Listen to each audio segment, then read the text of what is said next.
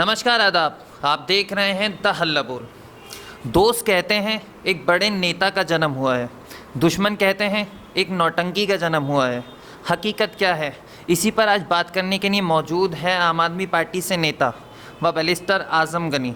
Sir बहुत बहुत स्वागत है आपका द हल्ला बोल। शुक्रिया बहुत बहुत आपका बुलाने के लिए।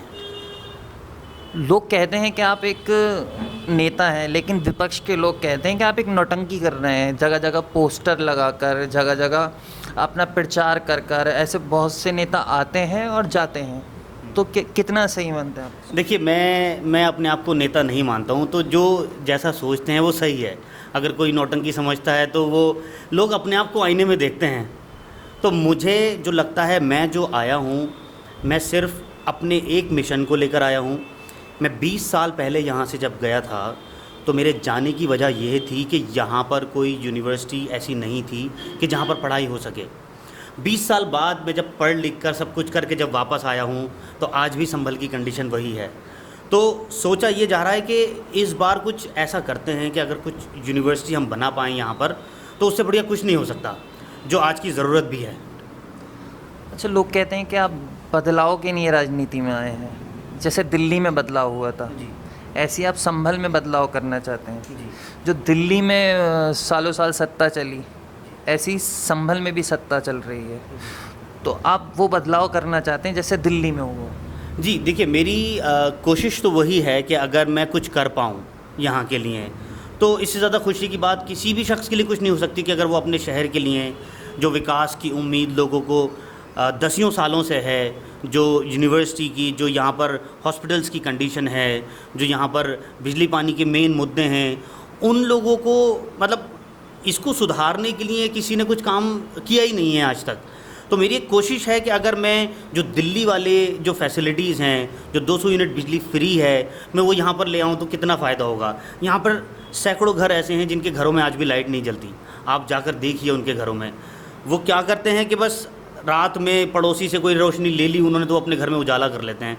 तो अगर दिल्ली वाली फैसिलिटी यहाँ पर आएगी, 200 यूनिट बिजली फ्री होगी, पानी की फैसिलिटी फ्री होगी, तो ये चीज़ें कितनी सुकून भरी होंगी लोगों के लिए, सोचकर ही अच्छा लगता है। लेकिन ज़मीनी स्तर की बात करें तो यहाँ पर जात पात की, धर्म की राजनीति ज़्यादा होती है, और दिल्ली में जो राजनीति है वो शिक्षा स्वास्थ्य को लेकर होती है। तो आपको लगता है कि कहीं ना कहीं आपने गलत राजनीतिक पार्टी में अपना सहयोग कर लिया? देखिए, गलत राजनीतिक पार्टी तो कह ही नहीं सकते हम। राजनीतिक पार्टी ही यही सही है जो स्वास्थ्य शिक्षा की बात करती है। बाकी राजनीतिक पार्टियां जो भी कास्ट की बात करती हैं, जो उनकी गलत चीज़ें हैं। भाई, अगर हम स्वास्थ्य की बात नहीं करेंगे, अगर हम डेवलपमेंट की बात नहीं करेंगे, तो राजनीति में किस लिए हैं? खाली सत्ता थोड़ी कमानी है हमें। यूपी में तो आम आदमी पार्टी को कहते हैं वोट कटवाओ पार्टी। देखिए, आम आदमी पार्टी ने अभी शुरुआत की है।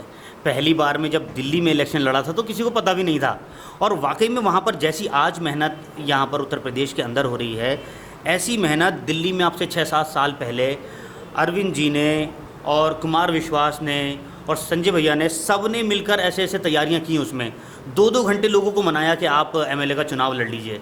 तो जैसी हालत वहाँ पर 7 साल पहले थी, आज वही कंडीशन, वही इतिहास फिर से यहाँ दोहराया जा रहा है। वक्त लगेगा, लेकिन वो वक्त आएगा, एक बार आप देखेंगे कि ये चीज़ें पलटेंगी। अच्छा, आप लगातार संभल की बात करें तो आप लगातार यूनिवर्सिटी को लेकर मुद्दा उठा रहे हैं। आपने बताया कि आप 20 साल बाहर रहे, तो यूनिवर्सिटी को लेकर आप यहाँ के नेताओं में किसे मतलब जिम्मेदार मानते हैं कि यहाँ विकास नहीं हुआ? देखिए, यूनिवर्सिटी को लेकर तो मैं तो ये समझता हूँ कि जितने भी एग्जिस्टिंग नेता हैं वो सभी ज़िम्मेदार हैं, कहीं ना कहीं उनकी सबकी ज़िम्मेदारियां हैं। अच्छा, अगर आप आपस में मिलकर एक बार बैठकर बात तो करें कि यहाँ के लिए डेवलपमेंट होगा कैसे। और दूसरी, देखिए, लोग जनता को कसूरवार नहीं ठहराते। मैं कहता हूँ कि नहीं, हमारा कसूर है, क्योंकि मैं भी उसी जनता का हिस्सा हूँ कि हमने उनसे डिमांड ही नहीं की कभी। डिमांड अगर हम करते हैं तो जैसा आपको मालूम है कि यहाँ राजनीति है कि लड़ाई झगड़ों की राजनीति बाकी है। मेरी किसी से लड़ाई हो गई तो मैं नेताजी को बुला लूँगा या मैं कोतवाली से बचा लूँगा, तो ऐसे बच जाएंगे। बस यही राजनीति है यहाँ पर।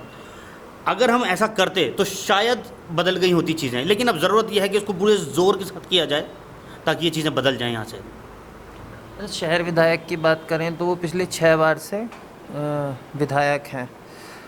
अगर उनका विरोध भी होता है, उसके बाद भी उनकी जीत लगातार बढ़ती ही जा रही है, तो कहाँ कमी रह जाती है दूसरी पार्टियों के लिए? देखिए शहर विधायक तो वो हर जीत से अपनी ये साबित कर रहे हैं कि जनता उन्हें चाह रही है। भाई उनकी तो कोई गलती है ही नहीं। गलती या तो विपक्षी नेताओं की है कि वो उन्हें समझा नहीं पा रहे हैं कि तुम्हारी ज़रूरतें क्या हैं, या जनता खुद नहीं समझ पा रही है कि उनको चाहिए क्या, या उनकी ज़रूरतें क्या हैं, या उनको फ़ायदा किस चीज़ से है, वो उनको ही समझ में नहीं आ रहा है अभी। तो मेरी कोशिश यह है कि लोगों को कम से कम ये समझ में आए कि तुम्हारी नस्लों के लिए क्या चीज़ ज़रूरी है, वो तो एक बार सोचिए। अच्छा, नेता कह रहे हैं कि यूनिवर्सिटी का मुद्दा आप अपने राजनीतिक फ़ायदे के नहीं उठा रहे हैं। देखिए राजनीति में हमेशा कहता हूँ कि राजनीति बाई प्रोडक्ट है। अगर आपका मेन फोकस है तो देखिए, अब जैसे अगर आप मठा चलाते हैं तो उसमें आपका मकसद क्या होता है, उसमें से मक्खन निकालना, और जो बची हुई छाछ है वो भी आपको उसके साथ में मिलती है। तो राजनीति समझ लीजिए वो छाछ की तरह है, बाकी तो मट्ठा मेरा जो है, वो जो मक्खन है वो मेरा यूनिवर्सिटी है। मैं सिंपल सी एक मिसाल देकर समझा रहा हूँ, शायद समझ में आ जाए कि ये फोकस मेरा राजनीति नहीं है, राजनीति बाई प्रोडक्ट है, वो अपने आप आएगी अगर आपका फोकस ठीक जगह पर है। आने वाले विधानसभा चुनावों में क्या आप आम आदमी पार्टी का संभल से चेहरा हो सकते हैं?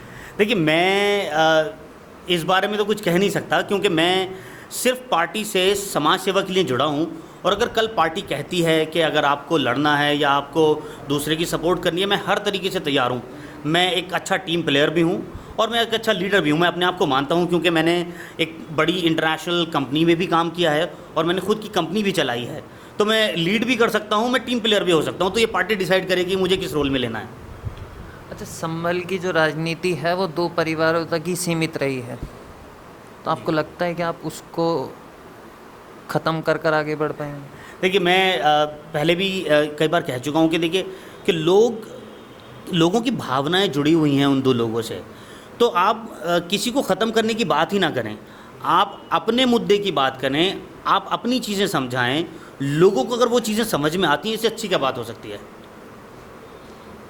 लोग कहते हैं कि जैसे आप राजनीति में उतरे, ऐसे बहुत से नेता आए, लेकिन जो दोनों परिवारों का वजूद है उनको किसी भी तरीके से नेता नुकसान पहुंचा ही नहीं पाते। देखिए ये अब फिर जनता को समझना ही पड़ेगा कि क्या उनके लिए ज़रूरी है। मेरी अपनी कोशिश रहेगी कि मैं समझा पाऊँ। अगर मैं समझा नहीं पाता हूँ तो ये मेरी कहीं खामी रहेगी, लेकिन कोशिश ये रहेगी कि लोगों को समझ में आए कि अब बदलाव की ज़रूरत है। बहुत बहुत शुक्रिया हमसे बात करने। शुक्रिया। ये थे संभल से आम आदमी पार्टी के नेता बैरिस्टर आज़म गनी, जिन्होंने बेबाकी से अपनी बात रखी। कैमरामैन ऋषभ के साथ मोहम्मद आमिर, तहल्लुबुर।